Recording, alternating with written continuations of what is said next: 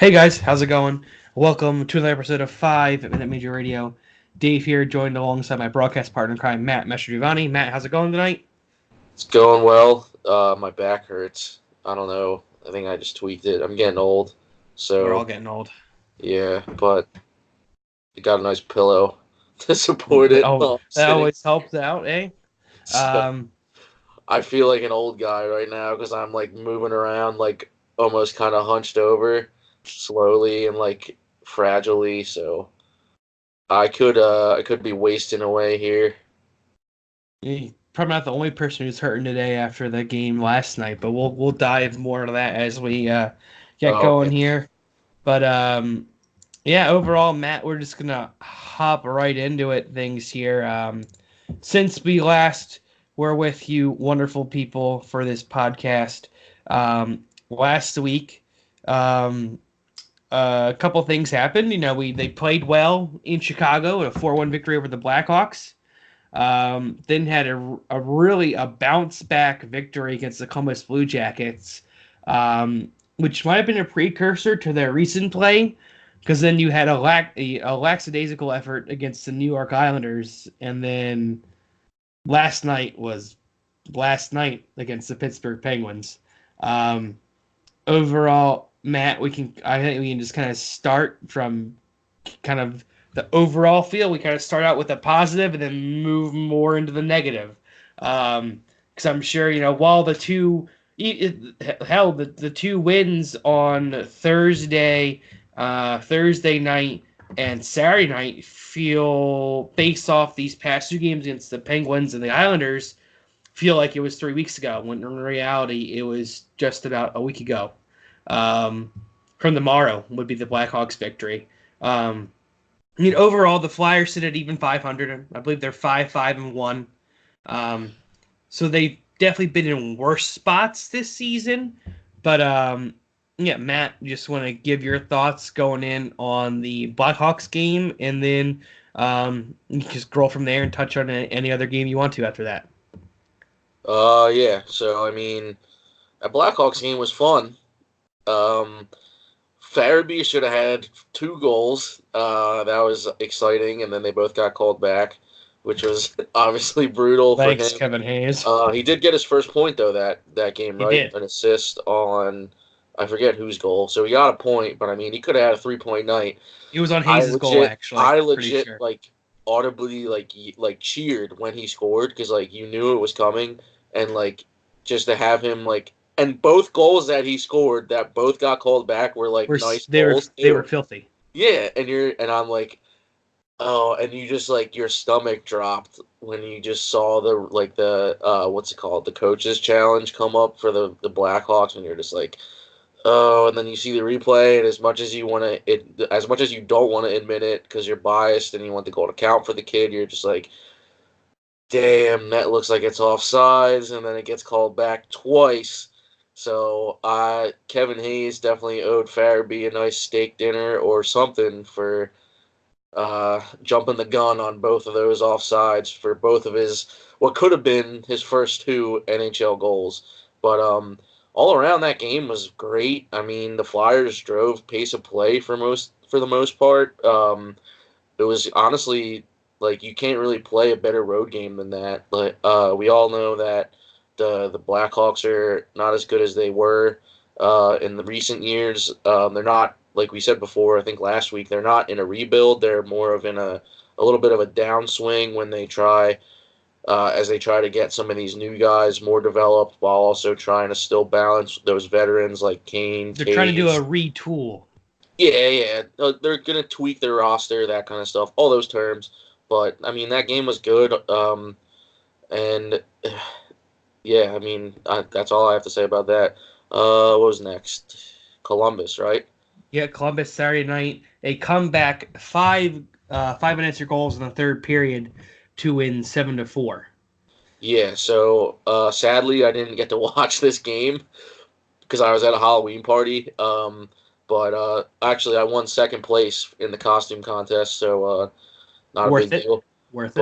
But yeah, I was kind of bummed because as much as I love my friends, don't get me wrong, but I'm just literally like every time I check my phone, there was some sort of notification that I got about the game, and as it got later in the night and in the game, I'm like, wow, this seems like it can be really exciting. And then like a couple of my friends are texting me like, hey, are you watching this game? I'm like, no, I'm at a Halloween party. They're like, dude, you're missing a good one. I'm like, I was like, oh man, I was so bummed. But I watched the highlights the next day, and that was awesome. Like that was a good win. Again, Columbus is nowhere near as good as they were last year, losing Bobrovsky and Panarin. And But Duchesne. and yeah, so I mean, they should have won that game, but and they still did, obviously, but it was just in more dramatic fashion than not that I would have wanted, but than I expected. So, but 7 goals, I mean, you can't complain about that. No. Um, Well, and when again, when they the played Flyers well. score 7 goals, you can't complain about it. Yeah, they came off. That was because they came from Chicago back home, so they actually what's it called? What have I been saying? Oh yeah, they actually transferred some momentum from one game to another, and even built upon that with a win like that. So I mean, that game was good. Hayes looked good again. Hollywood Hayes, as they're calling him now, which is Mhm. actually kind of cool. But and then the good times ended, and the Flyers became the Flyers again. It was basically like a brief Cinderella moment, and then they turned back into a pumpkin because it's Halloween, so pumpkins. That was good. That was a good one there. Thanks. But yeah, no, definitely pumpkin indeed. Overall going back to touching that Chicago game, fantastic game. I believe Hart was in that for that game, right? Columbus? No, Chicago. Or was Elliott in No, net? Elliot was. So yeah, Elliott was in net. Um, yeah, because Hart had been struggling up until then. Um, Yeah, we'll touch on that. oh yeah, for sure. But But yeah, no, Chicago game was great overall. It sucks that Farabee could have ended up with a 3-point night and only had a 1-point night, but still yeah, looked really good. And then the game Saturday night, the come from behind win to score hard answer goals in the third period. I too did not get to watch that game because I was away at a wedding, and I'm checking my phone. Tried to sneak away and kind of watch the game a little bit on my phone, but got caught, and I was a naughty boy. Um, but yeah, and then we're walking back up to the room after the wedding, and last time we checked our phones, we're like, oh man, they're losing, and then Brenda goes, they won 7-4. They scored 5 goals, and I was like, no way. So then watched the highlights and was like, wow, all right, awesome. And then you're right, pumpkin happened. The next night, headed up to good old NYCB Live at Nassau Veterans Coliseum in one of the Islanders' homes because they're a joke of a franchise. Flyers score first in the first minute. Jake Voracek off a pretty passing play. Um, and then from there, the game just went south. Carter Hart was starting in net, um, and the kid is definitely fighting it. yeah, But we can definitely touch on things with Carter Hart in a second. Um, but yeah, overall, just a dud of a game. And really, the fact they made it, they only lost by 2 goals is amazing because they were outplayed and they did not play a great game at all. In fact, Hart got pulled. Um, not pretty.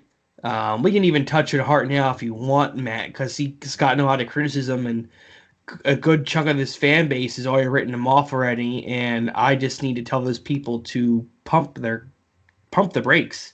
He's yeah, a 21-year-old goalie. He's officially second year in the league. Not technically a rookie anymore because he played enough games to last season to be a second-year player, but he still hasn't played a full year in the league. So he's not a finished product yet. Was amazing first couple games of the season and is now struggling. Um, there's no reason whatsoever to give up on Carter Hart right now. And I think it's the people who you might be seeing, go with that narrative online are the fair weather fans who aren't really going to pay attention and know hockey that well, honestly, because they're dumb.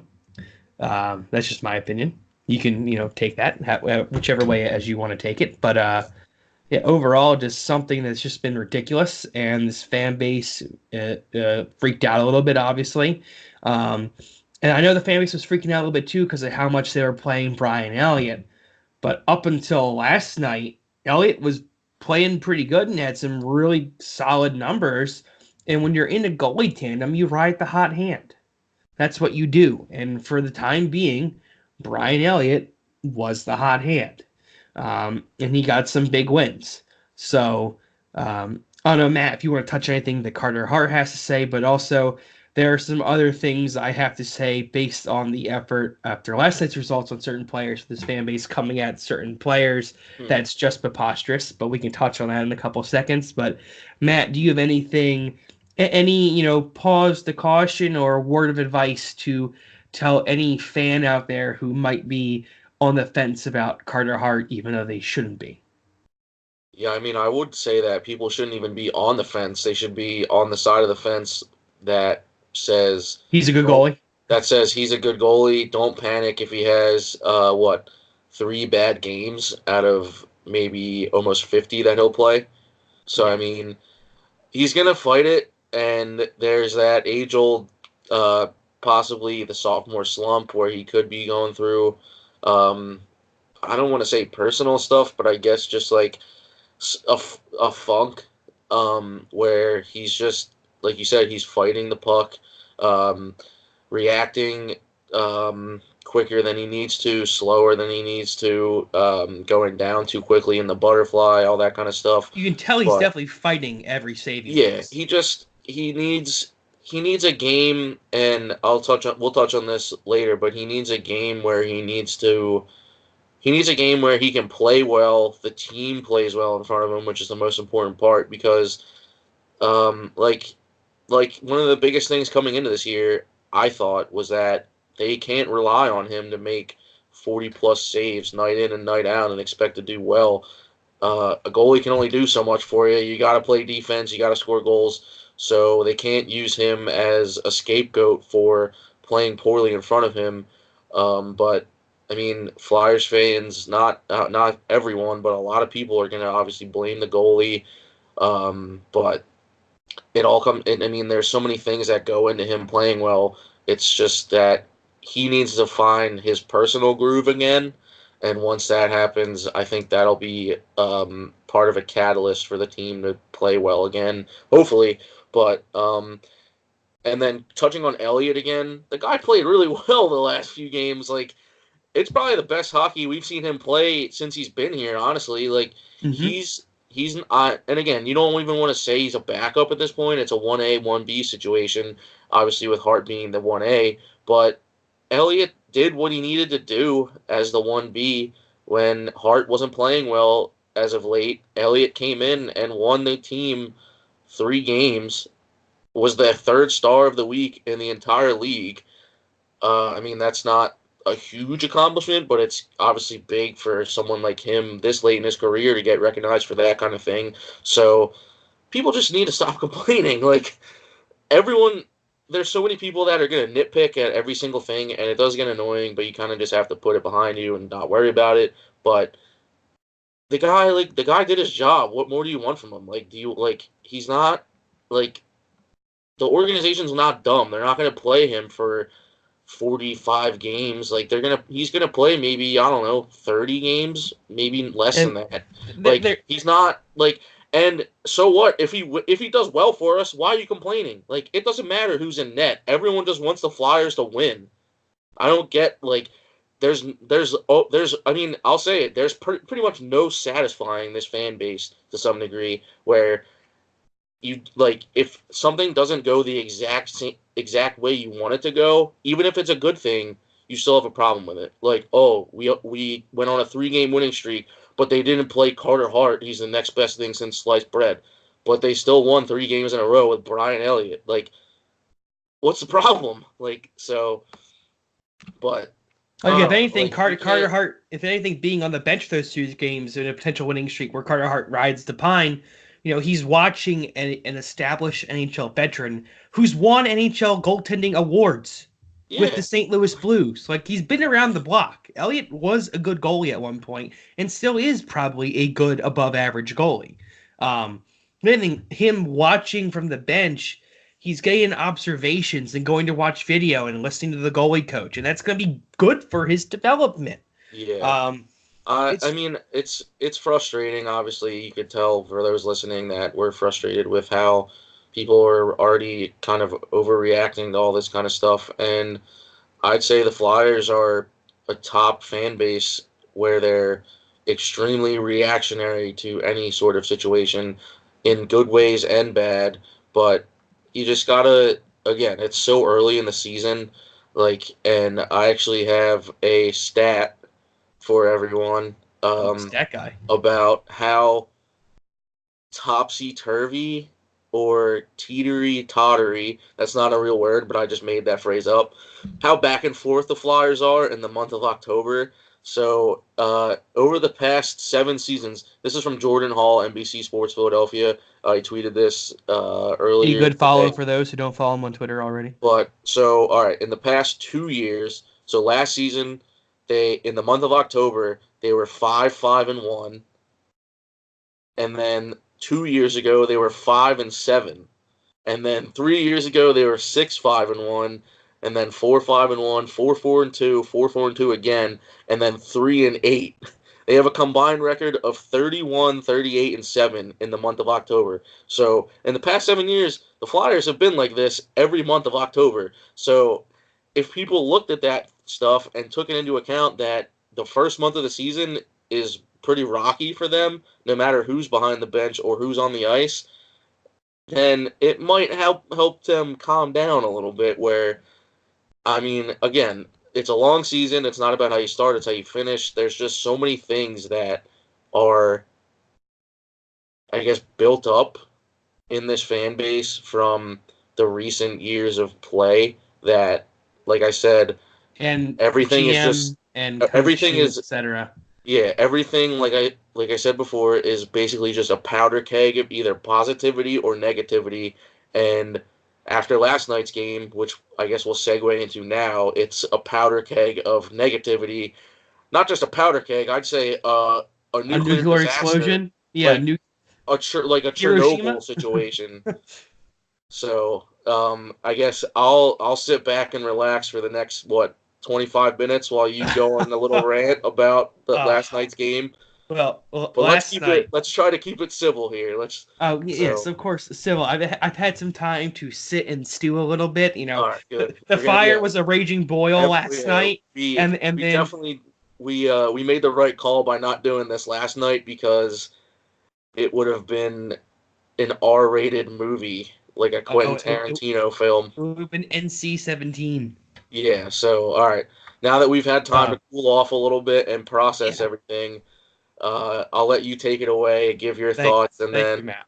whatever's left over that hasn't been said, I'll put in my 2 cents. So So, I would say now the fire's probably like it's not a simmer. mhm. It's like a medium heat. Do you know what I mean? It's like a medium heat. All right.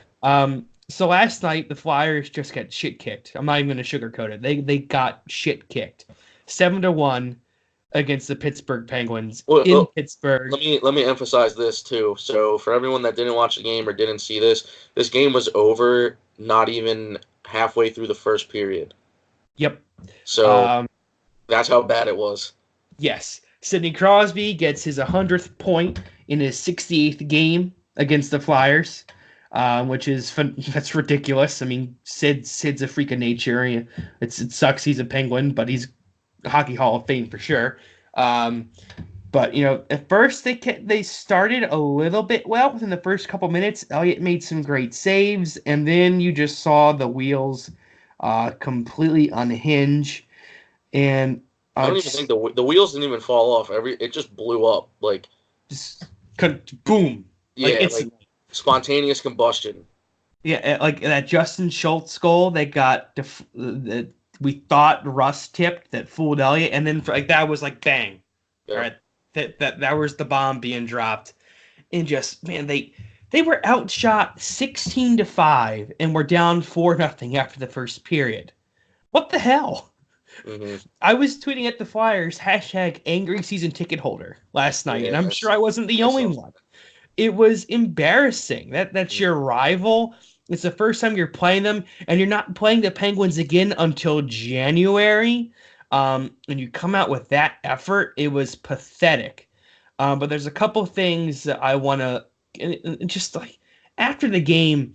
You hear the same quotes from Sean Couturier and Claude Giroux and Jake Voracek of just saying, "Oh, we're going to learn from it. We're going to take this. We're going to move forward."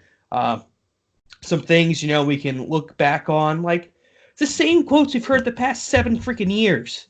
Like Yeah, this fan base and we have had enough. Like you said, like we're results. Like we've had enough of this 7 years of just being blah, just being okay, yeah. and coming in And now. then, so can I interrupt you for a second? You may. All right. So, touching back on those quotes, saying that they'll learn from it. We have to figure it out, all that kind of stuff. Like you just said, it's almost a broken record at this point where they've had so many of these games that have just been so one-sided in the opposition's favor, where and I texted you this last night where it's almost laughable at this point because as much as you don't want it to happen, you kind of expect the Flyers to put out a complete dud of a game at some point after flying high for a stretch of a couple games and then That's just what this past weekend. That was what last night and Saturday and Sunday was. yeah, and then like you said, the wheels don't fall off. The whole thing just blows up. Like there's no there's no sudden decline in play. It's just like it just goes from 100 to -100, not even zero. It goes to -100, like almost like they forget how to play hockey. And we've said this again, like go back through prior episodes to tonight, and you'll probably hear us talk about this same type of game, but just with a different opponent and a different date. And it's gotten to the point where it's A, frustrating, B, nothing new, C, almost funny at this point, and then D, it shouldn't happen as often as it has. No, Like, and just especially against Pittsburgh, the yeah, Flyers play well against the Penguins. yep, They have their record in Pittsburgh at that stupid arena, PG Paints or console, whatever they call it now these days. yeah, Um, the Flyers have a well above 500 record in that building. They own the Penguins in Pittsburgh. yeah, And and first game of the year against the mhm. Penguins, a new coaching staff, the new hype around the season. Like I think everyone was hyped. Like at least the fan base was hyped for last night going Oh in, yeah, and then oh yeah. just Any game playing the Penguins, like, granted, so last year's Stadium Series might be a bad example, but the Flyers were pretty much out of the playoffs at that point, and the season was basically lost. But you there still was a got glimmer of hope. There was a you still little got glimmer of excited hope. that the Flyers But were playing the Penguins, regardless if it was outdoor or not.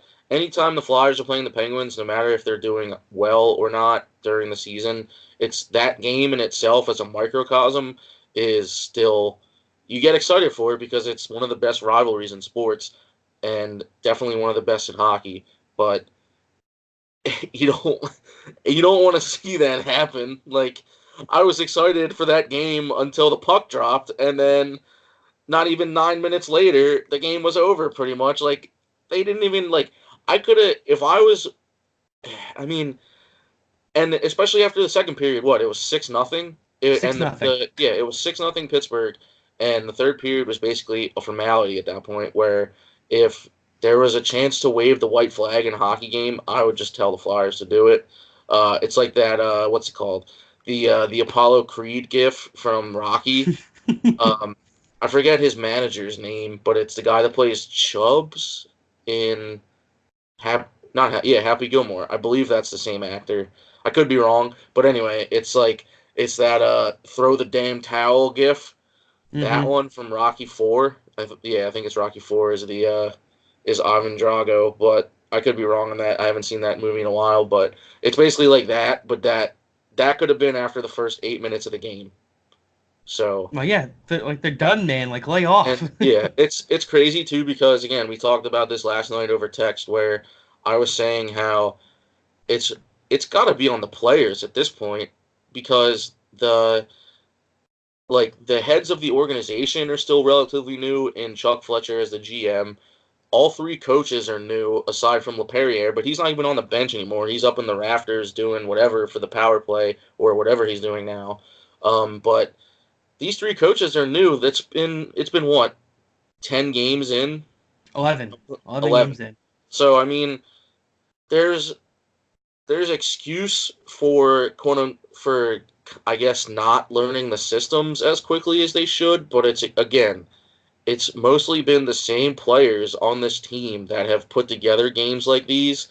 So, and no matter how, no matter who's behind the bench, who's the general manager, the players on the ice have to have some responsibility to not let these kinds of games happen. Because a prime example last night, I think it was the Penguins' second goal, where there were literally three Flyers players trying to dig the puck out of their Oh, own they leg. were all puck watching.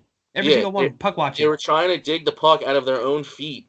Got tangled up. Everyone else was standing around, and obviously the Penguins were the Penguins and jumped right on it and then scored an easy goal. And you just sat there going, "What the hell just happened?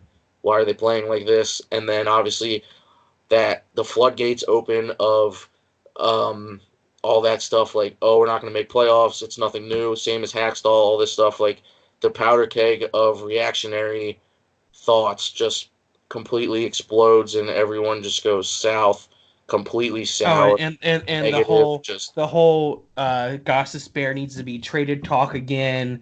The whole people then people turning on Travis Sanheim. uh, I have a lot of thoughts about those things there. yeah. But I mean, again, it's one of those things where like you get pissed off, but you also don't at the same time because it's as much as I hate to say it, it's almost expected every so often from this team with how they've been in the past years. So, I mean, and it's not like it's not even I'm not mad, I'm disappointed. It's just like, eh, like that's what I like. It's sad that those kinds of games are expected from this team to happen more often than they should. And Dave Isaac, I think, on Twitter called these types of games, this game last night and then the Islanders game Sunday, quote unquote, burn the tape games, where they're just games you basically have to put them out of your mind once they're over and move on. But the fan base remembers, No, the obviously. fan base remembers. Yeah. And last night kind of reminded me a little bit of the thrashing the Flyers took against the Capitals a couple years ago. Back, I believe, when Craig Berube just took over as head coach. And Yeah. then after that game, I think the players had meetings. Berube had a really hard practice, gave him the day off afterwards, and then they came out. They I think they went then 7-3 after that Yeah. game. We always say that was again that was the line brawl where Emery jumped Holtby. Um, the last night was just pathetic. It was Yeah. inexcusable, unacceptable. The fan base is being the fan base just because of how it is. But even I was angry. I mean, I I went from laughing to being angry to being, well, this is the team, to being, well, they shouldn't be like this because there was higher expectations coming into this year. At a certain point, I'll even yell to Fletcher have to go, listen, learn the systems or get out. Like Yeah. there's no allegiance to this ownership, to this leadership core from GM and coach now like there was in the past. Um, so it's going to be interesting, but I do have thoughts on the whole trade ghost trade and now is Sanheim good enough Uh, movement. I Again, don't we're think we it's way too early to talk about trades, I think. Oh, it's way too early. No one's getting traded. All the players are still learning a brand new system from three new coaches. Um, and just like relax. And also the people who are saying Shane Gossesbear is trash now, and even members of the media, the Philadelphia media, Angelo Cataldi, who's kind of an asshat, if you ask me, and Jason Martinez, who I had a little bit more respect for until last night, till I saw some of his comments about Gossesbear. Ghost is just 2 years away from being a 65-point offensive defenseman. Last year, not a great year. Not a great year at all. We can all agree, bad. Very bad last year. Coming back off of an injury season beforehand, recovering from those surgeries, it takes a little bit of time. Preseason, looked bad, then got better, was playing really well with Justin Braun, and you thought, hey, this could be a very good pairing for the Flyers. Excuse me, like it a lot. Then the season starts, and I'm not a big hater on Robert Haig, as a lot of other people, but he's just a little bit better than Andrew McDonald. And Sam Morin is, almost say it, just an AHL talent. He's not an NHL player. And it's no fault of his. He's been hurt and he's been having trouble playing games. The guy just needs to play, and maybe he can turn into something where he's getting legitimate AHL playing time, but the Flyers didn't want to risk losing him on waivers. I doubt he would get claimed anyway. But those two players I just named, Sam Morin and Robert Haig, have been Shane Gostisbehere's defensive partners this season on the third pairing. How the hell can you expect Shane Gostisbehere to be successful if he's not put in a position to succeed?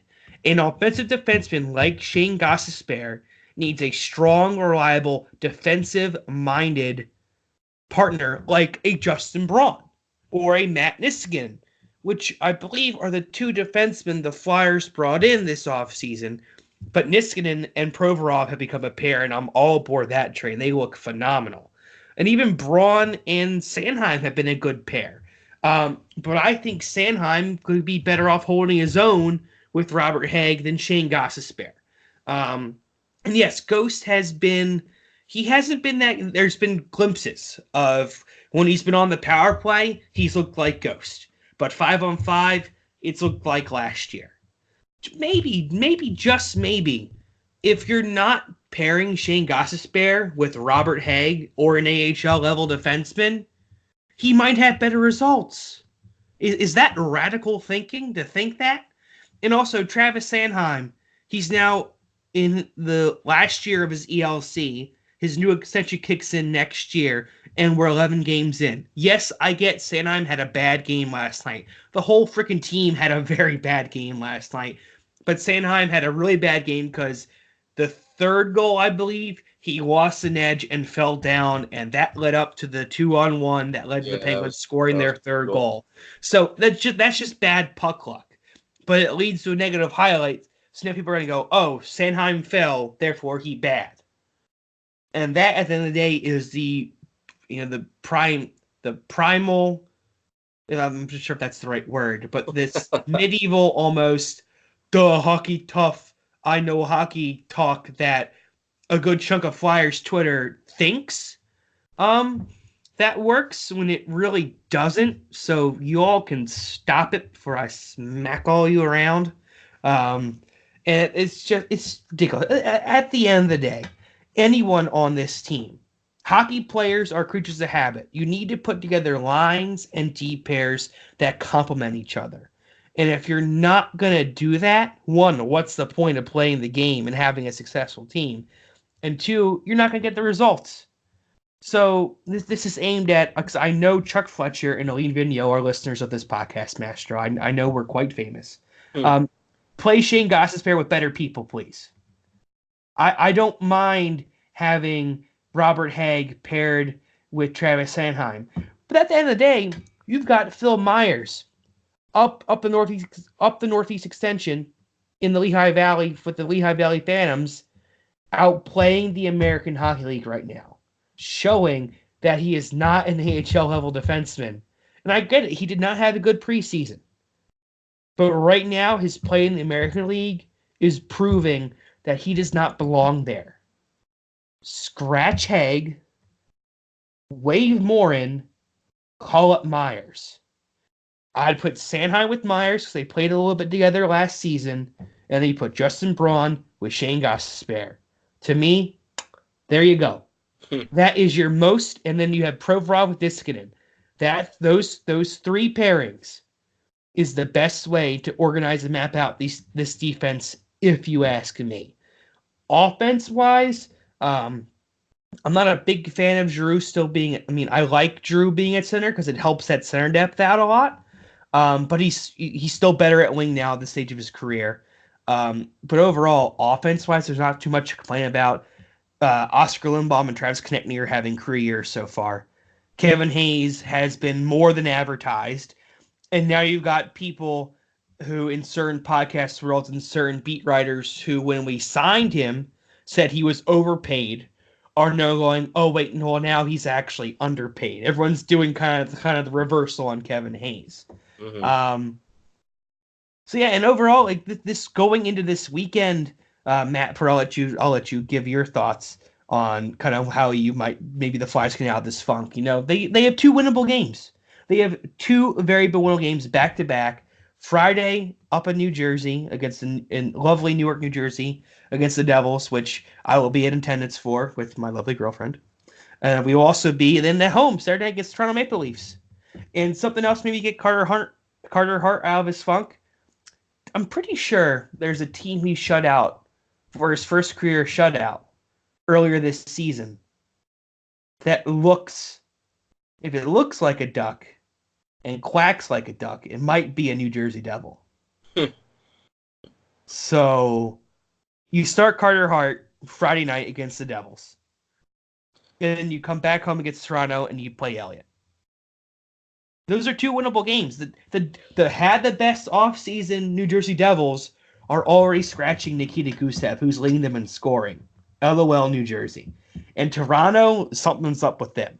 But Matt, I'm now handing you the talking stick because I just went off for a little bit there.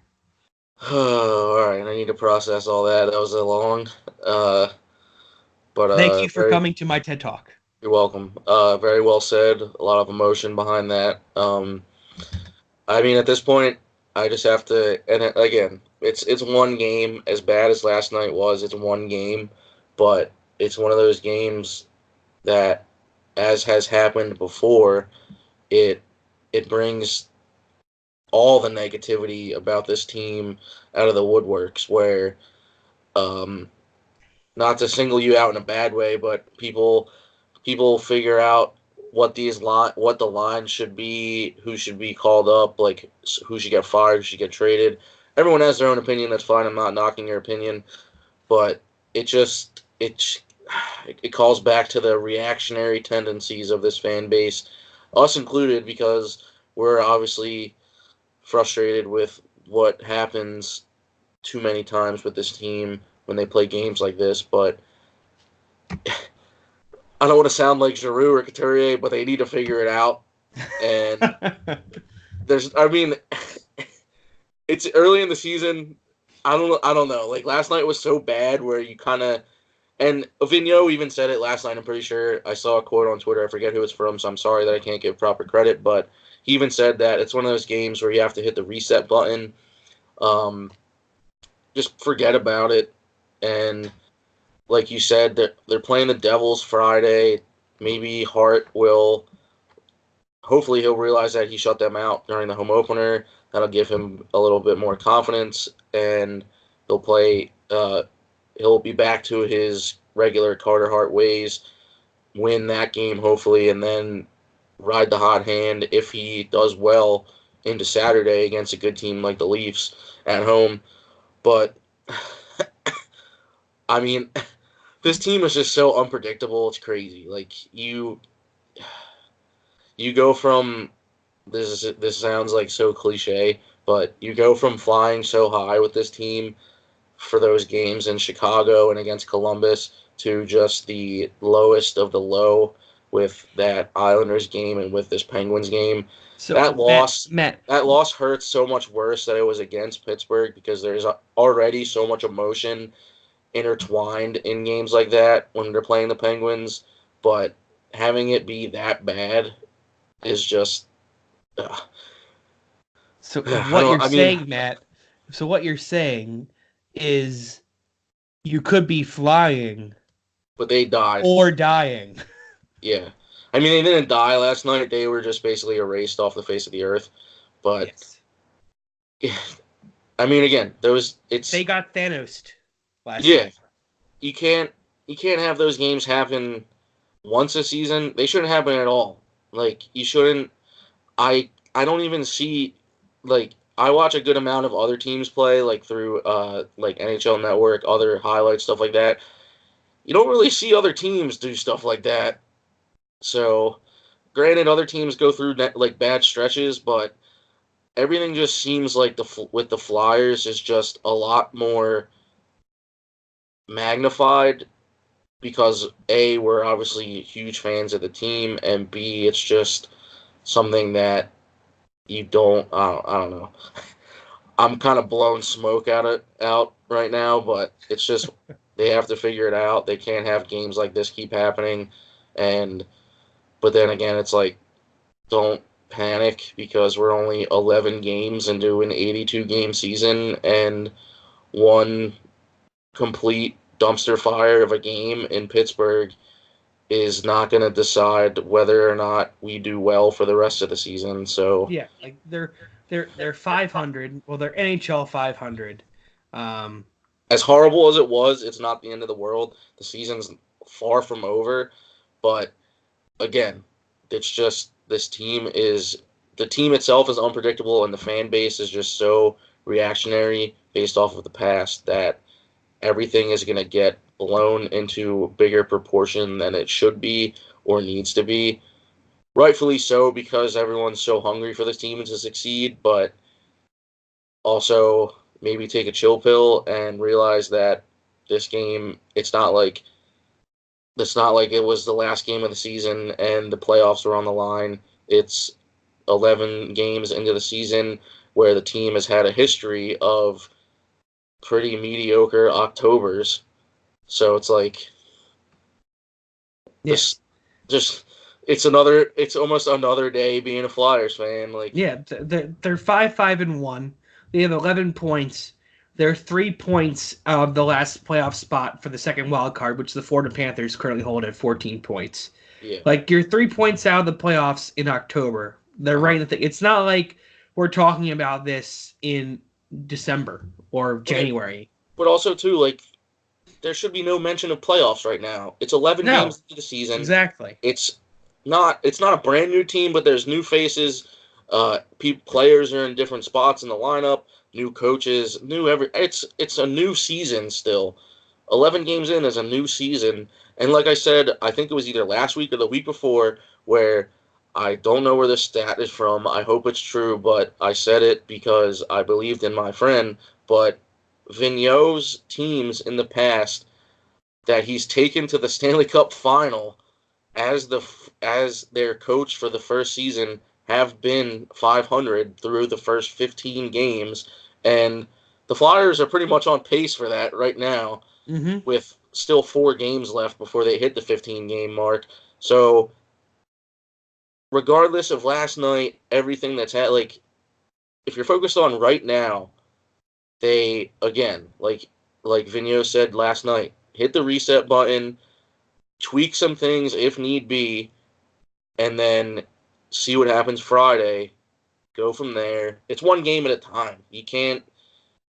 Yep. Ah, I mean, again, it's just we've talked about these types of games and gone on about what needs to be fixed, what should be done, who should be where.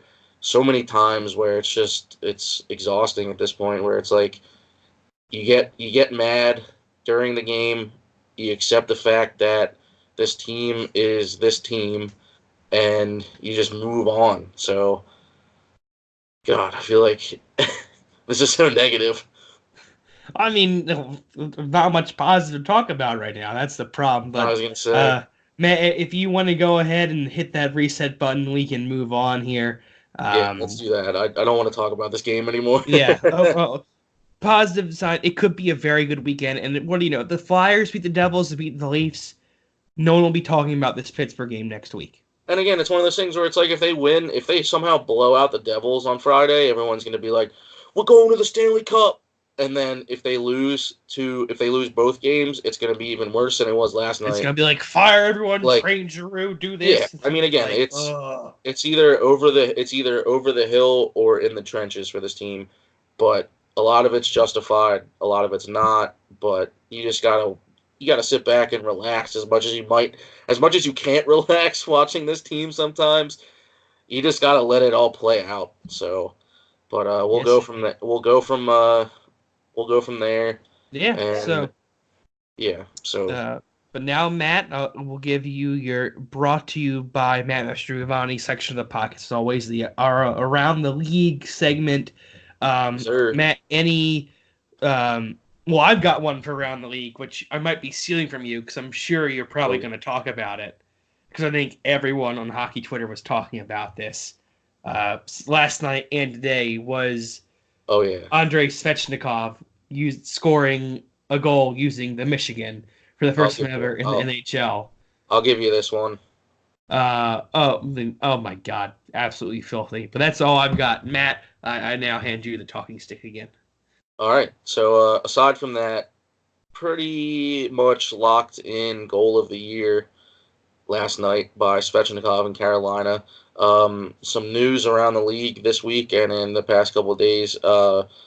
Predators defenseman Roman Josi got capital PAID paid. Is A that how new you spell it? contract.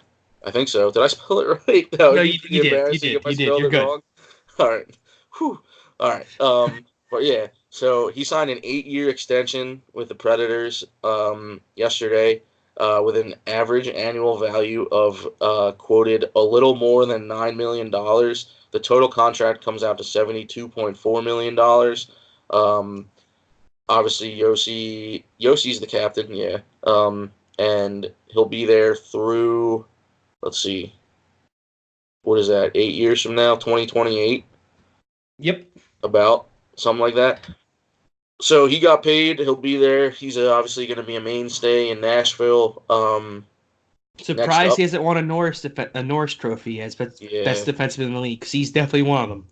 yep.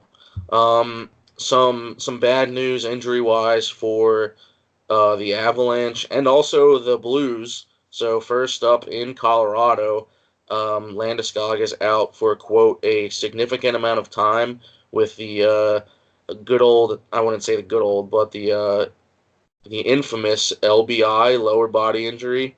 Ooh. Um, he joins Mikko Rantanen as the second member of Colorado's top line to be sidelined from injury. So Yikes. that's not good in Colorado. And then I believe it was yesterday too. I'm not seeing it on my feed, but um, Vlad Tarasenko is out long term. Like I 5 months, think right? 5 months. Yeah, Yeah, it's 5 months. getting shoulder surgery. I think. Mm-hmm.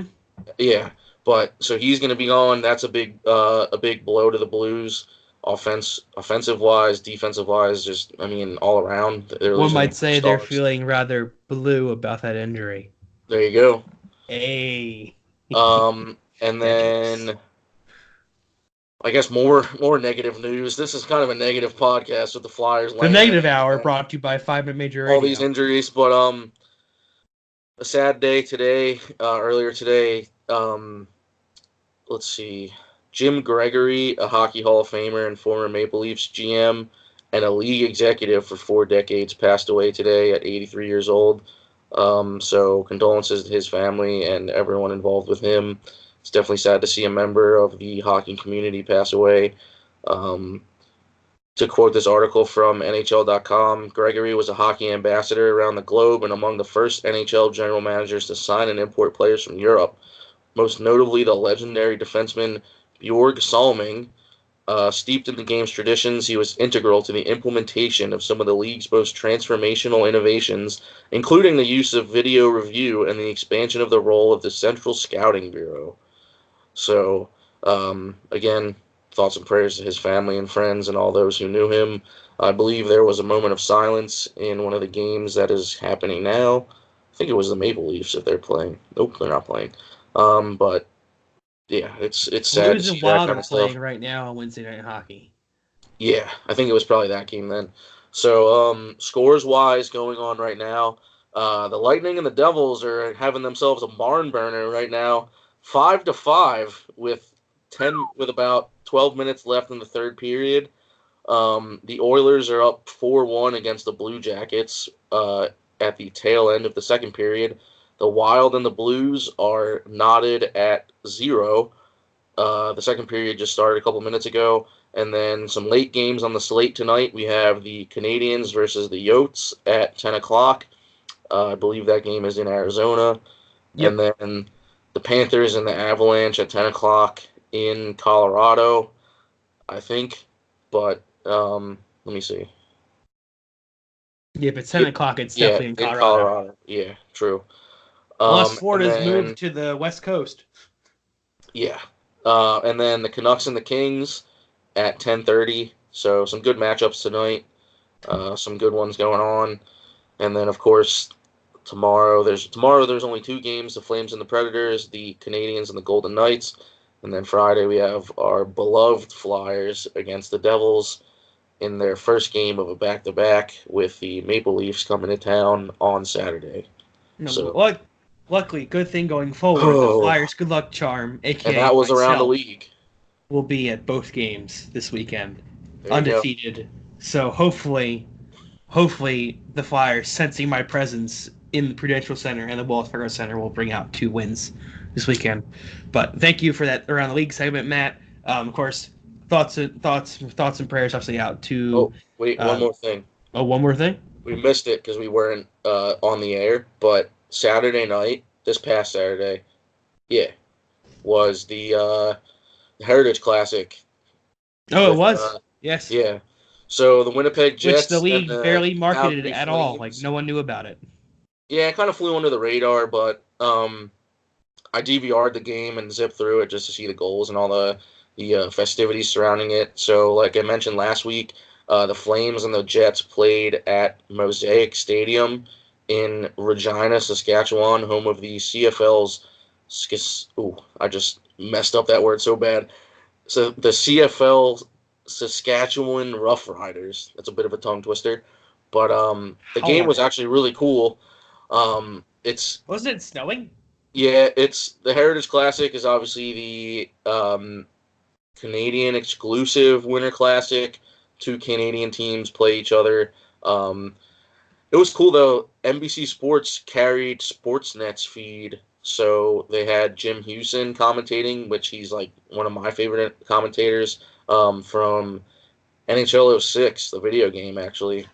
So I think that's the last time I heard him in that game, but he's a really good announcer. But it was cool. The atmosphere was awesome. Like you said, it was snowing.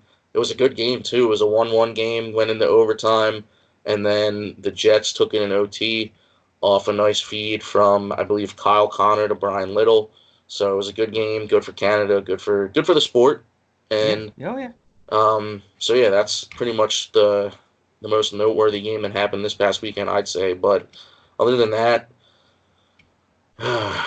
just take a deep breath, Flyers fans. Yep. Hopefully things will be all right. And if not, then it's just another year. Yep. So we're going to end the podcast tonight on a little bit of a quick little down news, but it's some good news. Previously, Matt and I and 5 Major Radio, we were partnered with the National Puck and National Podcast Network. Matt and I, we made the executive decision to we received an opportunity that we couldn't really turn down. We've decided to leave National Puck and National Pod Network because we are now partnering up with our friends from the Pigeon Coop. We want to thank, obviously, Dan, the Flyer fan, Sam Moran fan. His whole gimmick was Sam Moran.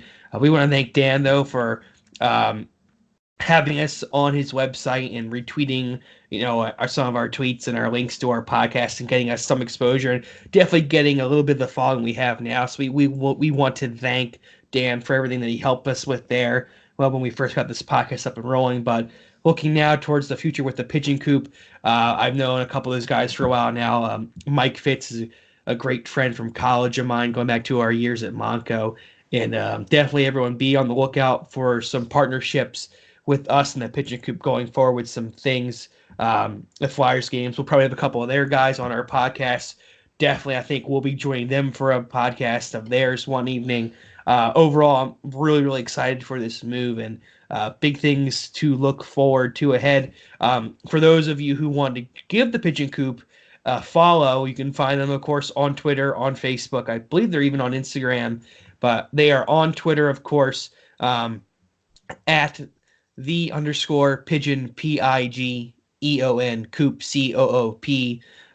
Again, at the Pigeon Coop on Twitter, so everyone can give them a follow there. They also have a couple writers, really good overall people like Matt. You mentioned we tailgated with them. We were at their tailgate where they gave us a nice shout out at the Flyers home opener. It kind of really sealed the deal there. But overall, I'm really excited for where this can go. All right. Yeah, I'm excited too. I'll let you take the helm on that one. Oh, thank you. I got you. I was kind of the deal instigator there on that one there. That's all good. But yeah, other than that, Matt, I think that's going to wrap it up for this week. Wouldn't you say? Yep. I just want to say happy Halloween to everyone out there. Oh, happy All Hallows Eve. Ooh. Yeah. It's Mischief Night tonight. Spooky Cash. Yeah. I hope I don't get egged. But yeah, happy Halloween to everyone out there. The Flyers are already scary enough, so we don't really need anything else. But practice safe trick-or-treating practices. Don't this eat weekend, candy. not tomorrow. It's going to be raining. Yeah, but whenever you go trick-or-treating, weather permitting, don't eat open candy. Don't take drugs from anyone. People that give out pretzels and apples for Halloween are like the worst type of people. But have fun with it. Have fun with your costumes in good taste. We all know how offensive or how offended everyone can get nowadays. So keep it within the PC lines, I guess. But do what you want. Have fun. Happy Halloween. Eat some candy. And yeah. Cool. Yeah, I can read. Everything that Matt just said about Halloween. I took the words right out of your mouth. Just pretend I also just said it. So happy Halloween, everyone. Hopefully, we're back at you next week discussing Flyers' couple of victories. I think also next the Flyers do play Tuesday night, so we'll at home. So we'll probably be looking at another Wednesday podcast recording. But Matt and I will work that out, and we'll get the information out to everyone, of course, on Twitter, Facebook, YouTube, etc. But as always, thank you everyone for listening, for subscribing, and let's go Flyers.